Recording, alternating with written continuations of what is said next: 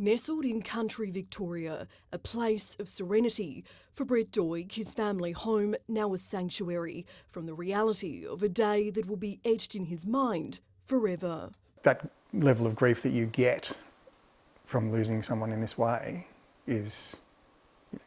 it puts you on the ground. Brothers Brett and Jason grew up on the land. So when 19-year-old Jason joined the police force, it wasn't long before country policing became his calling. And he eventually found himself in Lucindale. Always welcome. And Jason was that. His door was always open. And that's the country copper. He made sure that his people, it was almost like a shepherd, you know, he made sure that his people were safe. But it was in that community in the state's southeast where his 34-year career ended in tragedy. For many months it felt unreal. It's like not like you were in a nightmare, but Mum would describe it as being in a nightmare, living a nightmare. A nightmare that unfolded on a remote property near Bordertown last year. A midnight call-out responded to by Jason and his colleagues, Sergeant Michael Hutchinson and Constable Rebecca Cass.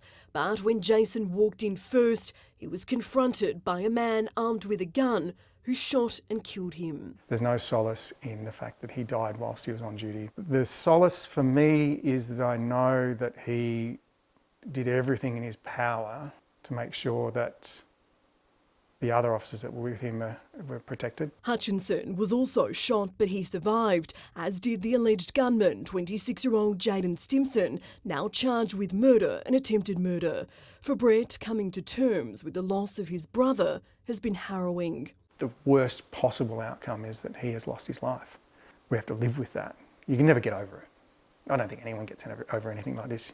You just learn to have it as part of your existence. The tight-knit family of 5 now incomplete.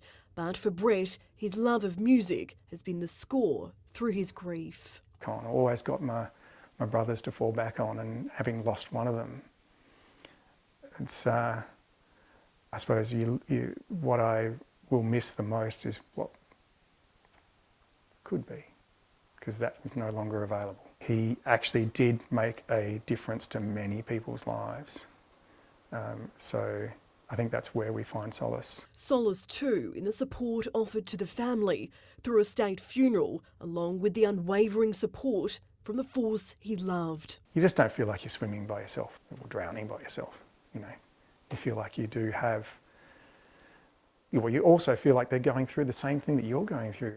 And the state government donating $100,000 to women's safety services in Jason's honour. I feel like he was probably, you know, waging an unwinnable war, but it's what he wanted, you know, it's what he was passionate about, because he saw it so often. During Jason's time in the police force, he helped many women and children experiencing domestic violence, responding to hundreds of calls for help. And that legacy of giving continues even after his death. When his family went to Lucindale to clear out Jason's home, a woman came to them in need, so they gave her everything they could. I was there when she came to grab some of the stuff. I'm like, I'm so glad that out of this awful situation that we've been able to give a head start. And it was a head start the proud people of Lucindale felt their country copper gave them when he came in and changed their town and their lives 13 years ago. The community in Lucindale, you know, have been very generous with how they want to remember him in their community. It's very, very proud that he was part of the Lucindale community, and that's amazing to see that. Not many people have that sort of impact. Kelly Hughes, 9 News.